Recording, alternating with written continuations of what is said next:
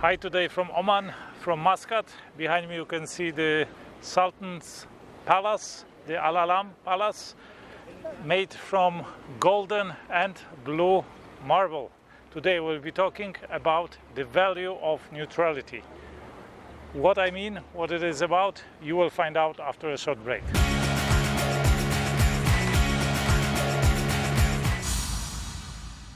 Hi again from Muscat. The value of neutrality. There are not that many neutral countries in the world, but the countries you think about are usually pretty wealthy. In Europe it is like Switzerland, it is Sweden, it is Austria. These are neutral countries, and one thing you know about neutral countries, most certainly they are wealthy. Why are they wealthy? Because they build the wealth over generation, and this wealth isn't resetted to zero. They don't lose the wealth in senseless wars, and even if the wealth isn't destroyed in the war by bombs or by, let's say, atrocities, even then they lose the wealth, the people lose the wealth obtained over generations, because the governments tax them in order to finance their activities, their military activities. And as you know, military activities are usually extremely expensive, even if you are not taking any hits, even if you are giving hits, even if you are attacking, you still need a lot of money, a lot of capital to produce this military equipment, to pay the soldiers, whatever. You spend a lot of money, and this money has to be made. And societies tend to spend a lot of the wealth, the generational wealth, on these atrocities. And the governments, especially democratic governments, they have all the tools to tax their citizens. And it is not only income tax. If the money is not enough, they start either printing money, causing inflation, meaning extracting value from the society, from the productive society, or they tax the property. So property taxes, inheritance taxes, these kinds of taxes. So they start to, or they extract extremely a lot of value from the citizens in order to finance these military activities, or even defense activities. So you have to answer your question: is it good or bad to support, to get a voice in different conflicts and support one of the sides, maybe join the conflicts, and so on and so on. And the value of neutrality, for sure, is the one that the citizens, that the people of the country, they keep the wealth of the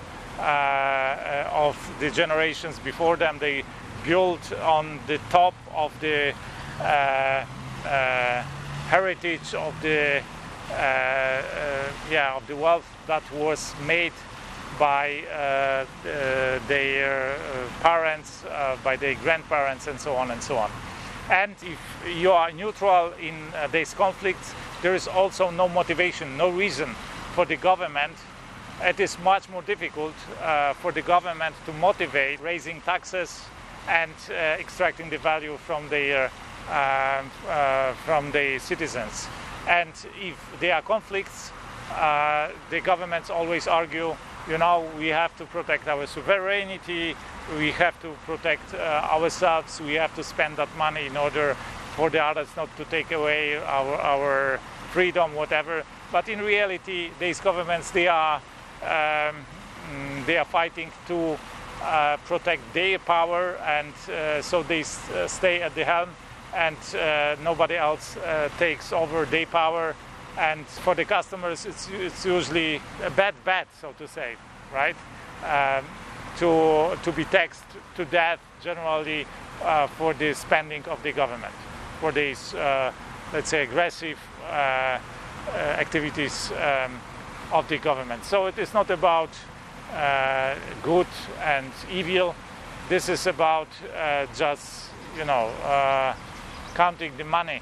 It's about the value, the monetary value of your property, of your wealth. So we are away from any moral and ethical judgments.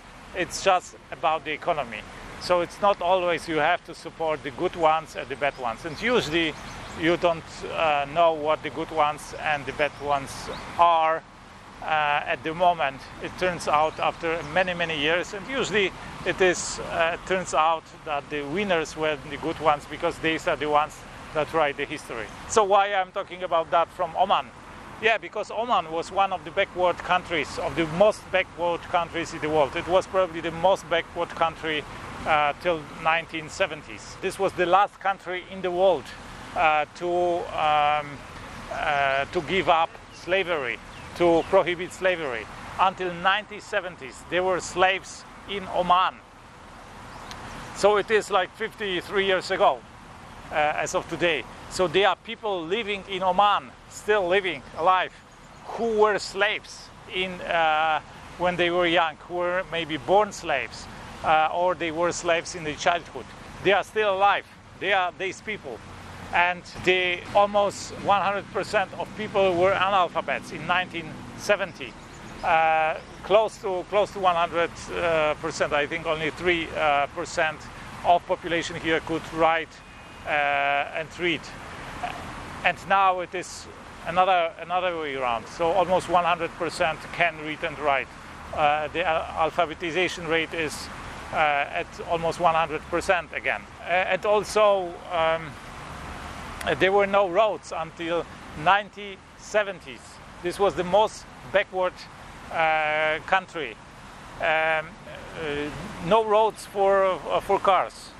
And after the younger Sultan took over, Oman is still absolute monarchy. A Sultan rules here. After the younger Sultan, who died now in 2020, but at that time took over power from his father, who was despotic, let's say, and really backward, and wanted to modernize the country. Oman speeded up enormously. And the thing why it speeded up, one of the things is its neutrality.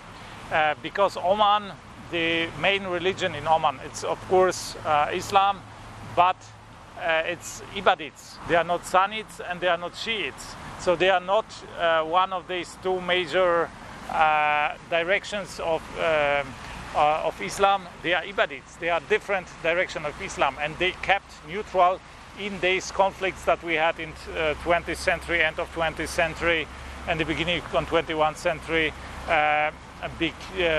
between the players, the two major nurturers of Islam, between the Sunnis and the Sunnites, between the roughly between Saudi Arabia and between Iran. So they could, first of all, since they are neutral, they couldn't be destroyed in the wars, or they weren't destroyed.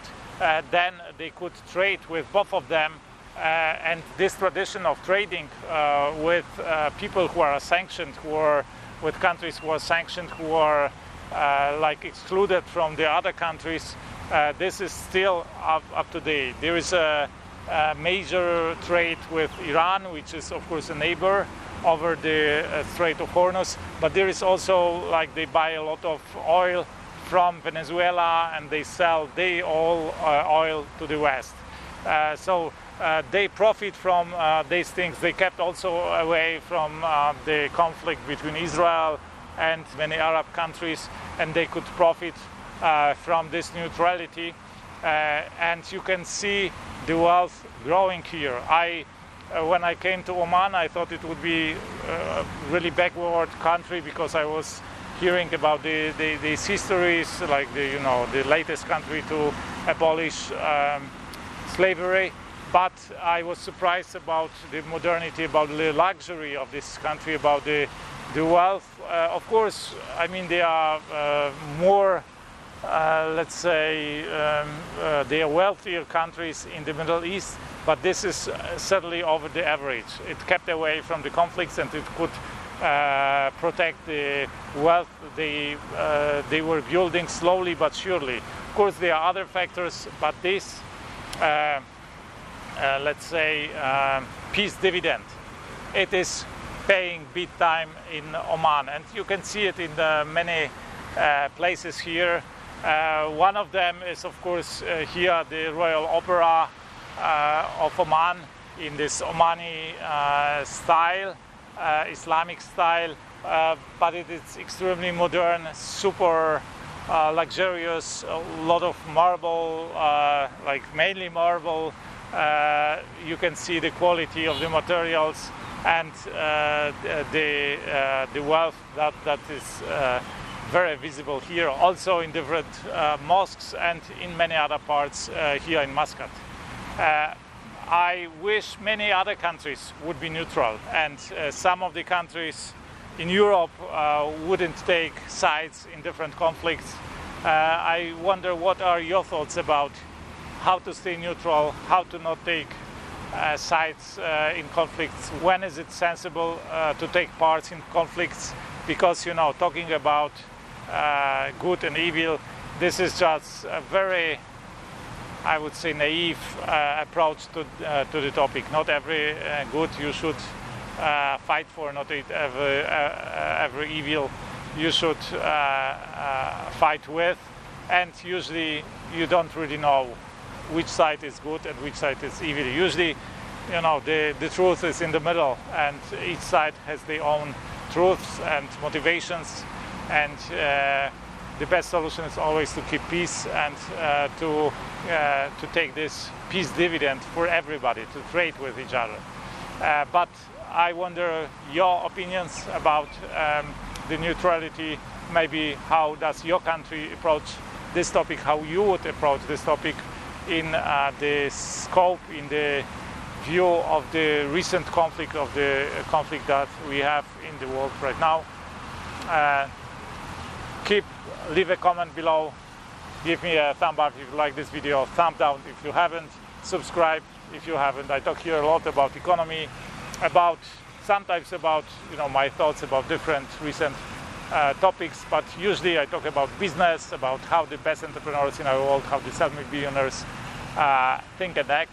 I talk a lot about money, sometimes about cryptocurrencies. So if you like this video, you will certainly like my other videos. I invite you to watch them. That's it for today. I wish you a fantastic day. Let's do something extraordinary today.